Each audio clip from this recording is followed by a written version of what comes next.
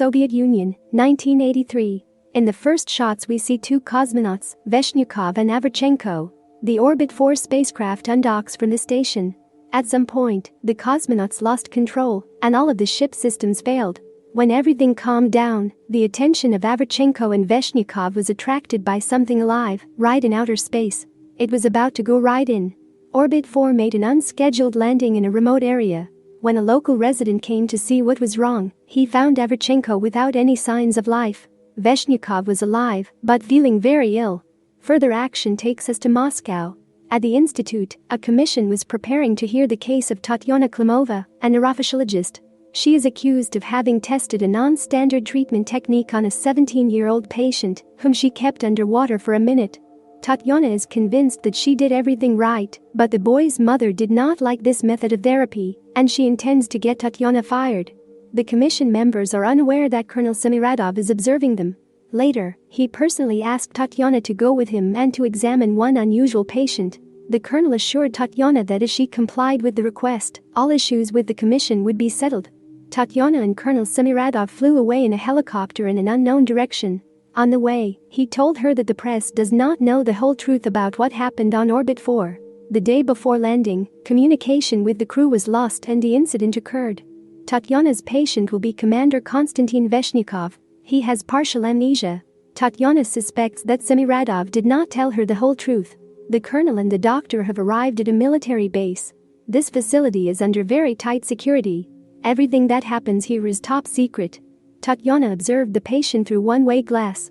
The scientific director of the institute, Rigel, tries to subject the cosmonaut to hypnosis in order to bring back his memories. However, it brings no result. When Rigel leaves, Veshnyukov demands to be released and to answer what happened to Averchenko. Tatyana looked at Konstantin's personal file and went into his cell to have a conversation with him. Konstantin is very happy with the company of a beautiful woman, but she ignores his advances. He leaves Tatyana his mother's phone number so that she would let her know that her son was all right. Later, Tatyana told Semiradov that Konstantin was in an anxious, depressive state, but that was normal, given that he was being held here virtually as a prisoner. The colonel thanked the doctor for his work and said that a helicopter would come for her in the morning. Tatyana was given the keys to her room. She wanted to call Moscow, but long-distance calls are only made through Semiradov. At night she could not sleep, so she went for a run. Later, Semiradov knocked on the door, determined to show her something. Tatyana was taken to the block, which is full of military personnel. The cell where Konstantin sleeps is heavily guarded. At one point, Tatyana sees through the surveillance cameras that the cosmonaut begins to convulse violently. Suddenly a creature begins to come out of his mouth. Once out in the open, the alien begins to crawl around the cell. Tatyana was allowed to walk right up to the armored glass.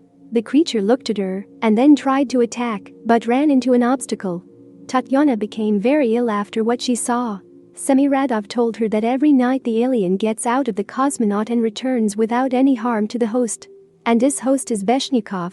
At the same time, the cosmonaut knows nothing about it. Tatyana's task is to find a way to separate the parasite and the host. Semiradov admitted that it was Tatyana who was assigned this task because she had nothing to lose. Tatyana demanded that the colonel provide her with all the information, including video recordings and the results of all the research. Tatyana read all the materials. Now there is no safe way to separate the alien and the cosmonaut. They have formed a unique symbiosis. If the creature is isolated, all of Veshnyukov's vital signs plummet. For the alien, he is something of a spacesuit in a hostile external world, providing the host with unique regeneration abilities. Tatyana watched the videos over and over again. She asked Rigel, who was not satisfied with her presence at the base, where Veshnyukov's son was now. At the time Konstantin's girlfriend passed away, they were living in Rostov. Tatyana is also interested in what the creature eats. Rigel replied that the same as Veshnyukov himself. That same day, Tatyana called the orphanage to see if Konstantin's son was really there. In the following footage, we see a child in an orphanage trying to get up from wheelchair to steal the keys. But the child is caught by the janitor. During the next conversation with the patient, Tatyana lied that he was being held here because everyone thought he had lost his mind and took the life of the co-pilot. Tatyana also started deliberately asking him unpleasant questions about his abandoned son. In her opinion, Konstantin did not adopt the boy, as an illegitimate child would spoil his record. Veshnyukov asked the doctor to leave. Later, she explained to Semiradov and Rigel that she provoked Konstantin on purpose in order to take tests from him in a state of stress. That way the clinical picture of his condition would be clearer. Also, Veshnyukov should be transferred to the medical unit and allowed to communicate with civilian personnel. Konstantin was left under guard in a separate room. News reports say that both cosmonauts are supposedly alive and well and are now in 3 weeks of rehabilitation. Konstantin was visited by Tatyana to explain her recent behavior. He admitted that he did not know about the child, his girlfriend did not tell him anything.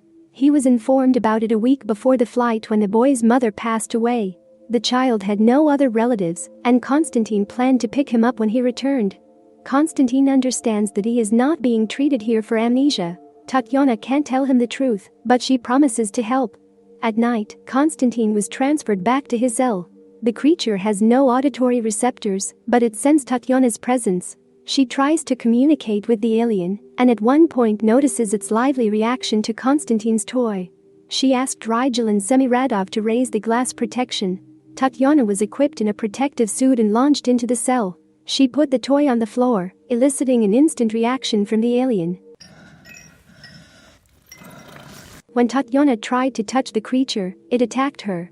The military quickly rescued her from the cell. While Tatyana was unconscious, Semiradov returned to the alien. All night long Tatyana took notes. The colonel paid her a visit and thanked her for her courage. Tatyana expressed the opinion that the alien and Veshnyukov have one consciousness for two. Every night it spends a minute longer outside the body of the host, and one day it will get rid of him, like a butterfly from a cocoon. No one knows what they are dealing with. Semiradov does everything he can to prevent his superiors from ordering the destruction of Konstantin, along with the parasite. Once again watching the video, Tatyana realized that part of the recording had been deleted. Tatyana suspects that the creature does not feed on the same thing as Veshnyukov. Rigel advises her not to ask unnecessary questions, but Tatyana convinces her colleague that if they cooperate and make progress in the research, Rigel will receive the Nobel Prize he so dreams of. Semiradov does not need to know about it at all. Rigel agreed to reveal the whole truth after all. Tatyana was taken to a secret location on the base. She was horrified to see the prisoners, brought here from prison, being sent to be eaten to an alien. The sight made her vomit. It took her a long time to settle down. Rigel explained that they tried to offer laboratory mice and pigs as food to the parasite, but the alien is not interested in animals. It feeds on cortisol, the stress hormone, so it is important to it that its prey experience intense fear before attacking. Rigel is convinced that they are on the verge of great discoveries. In the afternoon Tatyana came to Konstantin and offered to go for a run. When it was just the two of them, she told him the whole truth. In her opinion, it is urgent to report what is going on here to the higher-ups. Konstantin did not answer anything, only said that they had to meet at 1 o'clock in the morning. Before going to bed he was given sleeping pills as usual, but he did not swallow the pills, slipping them into the tea of the girl who was on watch. Then Konstantin took out something he had stashed beforehand. He needed it to fool the security camera. That way he and Tatyana were able to go unnoticed. He led her to the room where the bodies are. So Tatyana realized that Konstantin knew about the parasite and everything that happens to it. He confessed that he remembers to the smallest detail all the things this alien does and sees, but he can't stop it. Konstantin asks not to tell Semiradov about it, otherwise he's finished. In 2 weeks a commission should come here, and then there will be hope for salvation. Next, we are shown how the child in the orphanage is trying to get the keys again. Tatyana is taken to the colonel. He knows that Tatyana is aware of the spooky details of their research. Semiradov's task: to take control of this creature in order to invent biological weapons in the future. According to the colonel, all these prisoners are not human, but fodder. They have committed terrible crimes and are unworthy to live. If his superiors find out, Semiradov faces a court-martial, but that does not stop him. He intends to show Tatyana the feeding process up close. Watching the process from the sidelines, Tatyana demanded that the cage be opened and went in. She knows that if she suppresses her fear, the alien will not attack. Tatyana began to hum Konstantin's favorite song. The alien is gradually adapting, now he has hearing. The creature allowed Tatyana to live, but attacked the prisoner. Later, Semiradov asked her directly if Vishnyukov could control the alien. She said that not yet. Semiradov decides to keep Tatyana alive in exchange for her cooperation. It is necessary to find a way to share the symbiosis. During her research, she realized that the alien chose Veshnyakov over Averchenko because the co-pilot had early-stage cancer. It was impossible to determine this before the launch.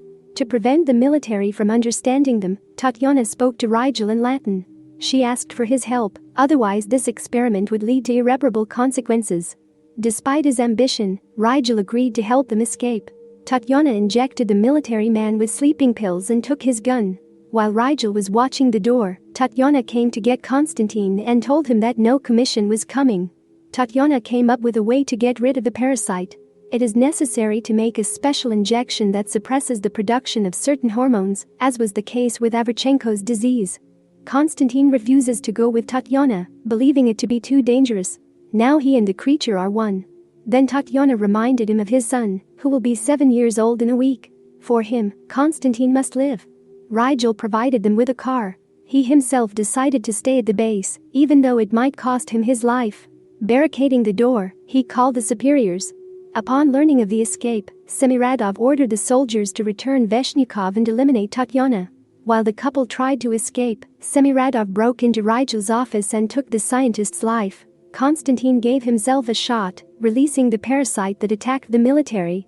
Tatyana, meanwhile, carried Konstantin into the car and raced away from the base. Semiradov decided to go out to the monster in person. Konstantin was getting worse and worse. Tatyana was taking him to the hospital, while the creature engaged in a fight with Semiradov. Tatyana realized that without the parasite, Konstantin could not survive. There is no other choice but to let the alien return to his body. The military arrived. Tatyana admitted that she was mistaken. The symbiotes could no longer be separated. The alien emerged from the box and attacked the soldiers and took Semiradov's life. The parasite then returned to Konstantin's body. Military cars arrived, sent to the base. Suddenly Konstantin took his own life and the creature's to end the nightmare. Being in a state of shock, Tatyana could not hold back tears. Sometime later she came to Rostov. In the past, the child tried to get the keys again. The janitor took pity on the disabled boy, gave him shoes and let him walk outside. But it turned out that it was not a boy, but a girl named Tatyana. In the present, Tatyana came to the orphanage to adopt Alexei, Konstantin's son. When she saw the boy, she hugged him.